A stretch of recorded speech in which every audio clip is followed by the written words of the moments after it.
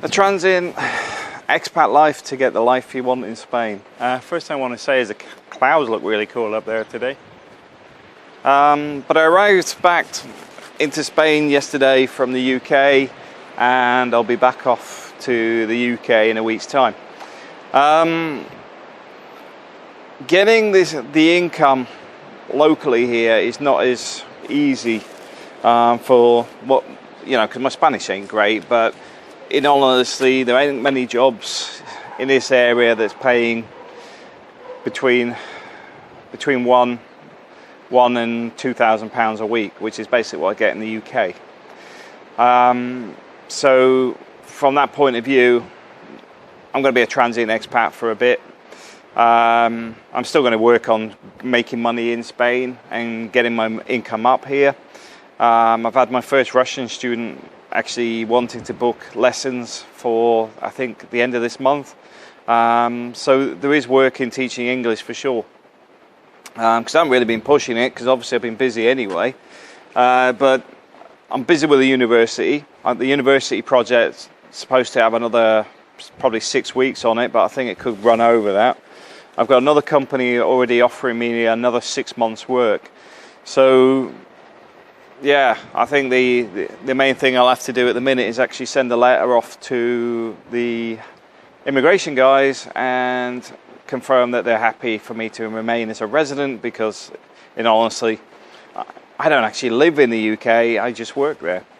So yeah, I mean, I'll get 9 months work out of this year, then that's going to be a hefty way towards a deposit for a property here in Spain.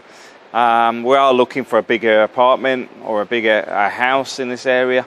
Not so easy to locate. So if you do want to live in La Mata, bear that in mind. You're not going to find something straight away. The reason being, everybody wants the holiday rentals because A, they can get a premium off it, but B, they use the properties as well themselves when it's out of season or when it's quiet.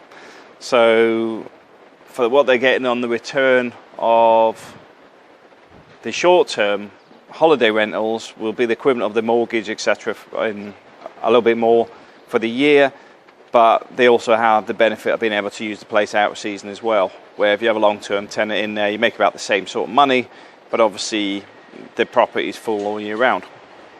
So just something to be aware of. But the reason I want to bring up transient expat is because I know a lot of people make a decision to move to Spain and just hop on the ferry or whatever and just come here and just start.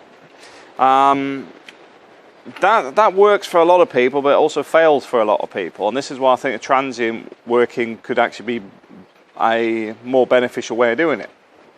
Because the first thing is, there's tax incentives for not having a good income in the UK. What do I mean? Well, the fact is, if you hit a certain threshold, you pay more tax. So if you didn't earn that, like me currently, I'm paying way over the tax odds because it's averaged out over the year. I'm not working 12 months, I'll work 9 months. So the point is, they owe me money already. And if you were working seasonally or going out there for a specific time frame, let's say 2 weeks on, 2 weeks off, sort of thing you would do in Aberdeen, or even some shift patterns you could actually be in and out, you could actually be better off. Financially, you're earning less, but you're paying less tax. But on your downtime, you're sat looking at the sun, then instead of sitting like I have to in the UK, sitting in the conservatory, watching the rain hit off the grey, bouncing off the conservatory from the grey skies. I think today it's 28 degrees here. So as soon as you get off the plane and whatever, you feel happier here. Because the sunlight has that natural ability, you do feel happier with it. It's the vitamin D, you have that positive effect. So there is benefits to doing it from a transient point of view. Downside is you may not always be home as much as you would like, but at the same time, it's not supposed to be permanent. You're supposed to be working towards a goal. My goal at the moment is to get a car in the UK, a new car here, and get the property. So this is why I'm still working on other ideas, because obviously my wife can now work, but it may actually pay for April just to be the paperwork owner of a business, and quite simply I automate it all, and April is the tax person on it. So that it supports her documents here to say she's living and working in Spain and self-sufficient for when she goes for citizenship. So the point being is, if you do it in stages, you may find it easier to move here full time. For example, if you're buying a property, getting it paid off before you move. I mean, the way I look at this now is, if we bought a property here and got it paid off, our savings per month would be €300 a month, which is nearly a third of our budget. And in all honesty, if you're living here on $600 a month, that would be plenty. You know, I know it doesn't sound a lot, but because everything's on your doorstep, because you got the nature park here, you got the beach here, a lot of fresh food, a lot of stuff is reasonably priced, it's not overpriced.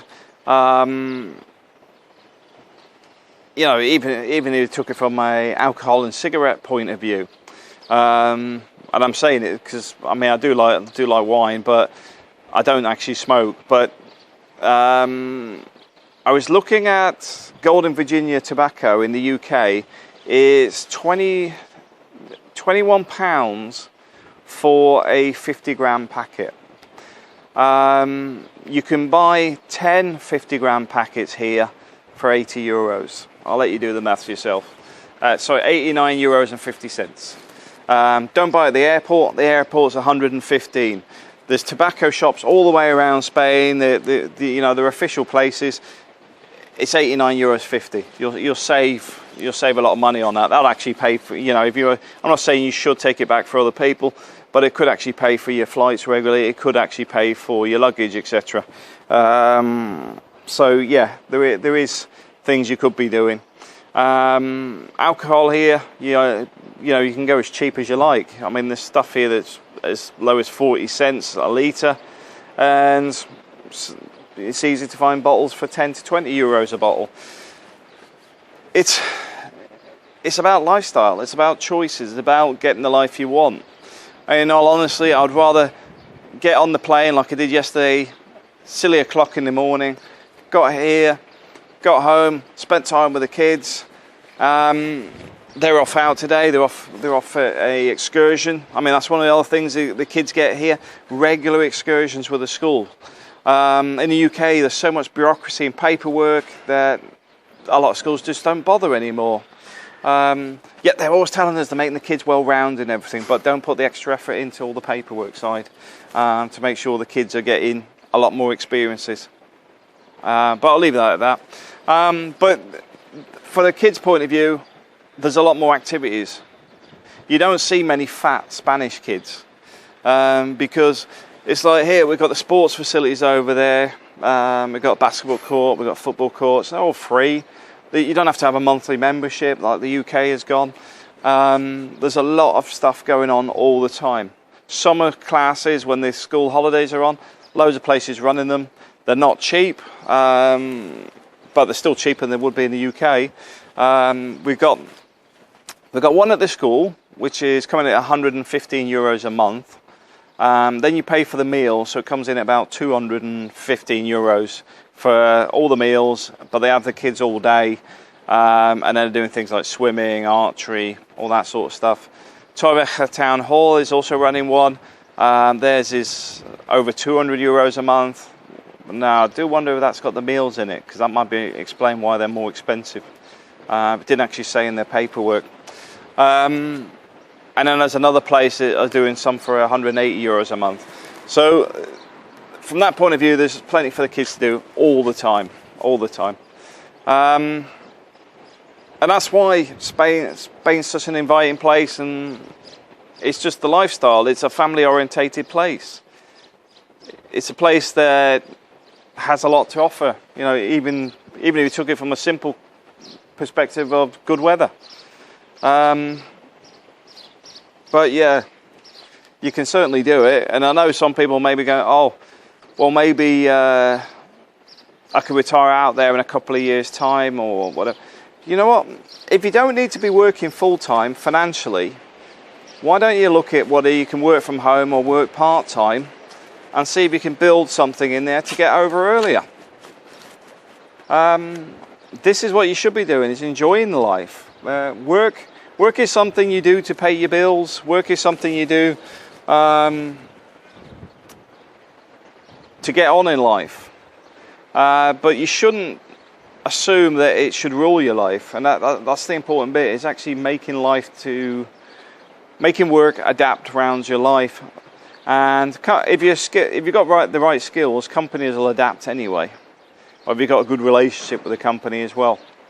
So bear that in mind. You might be able to do stuff from home. I mean, it's like the university. They don't mind me coming out to Spain because I'm still carrying on with the work I'm doing on my Mac downstairs that I would be doing sat in the office. So they're not losing out anything by me being here. In fact, it's more efficient for me to be here because of the fact, like now, I've come up, had my coffee break, and I'll be going back to work. But at the same time, I'll do some work on Saturday as well. You know, just do a bit extra because I don't mind. Because it's not clock watching. Because when you get companies clock watch you, you do it back. But because they've got the right attitude, you don't mind putting an extra bit in. Anyway, thanks for watching.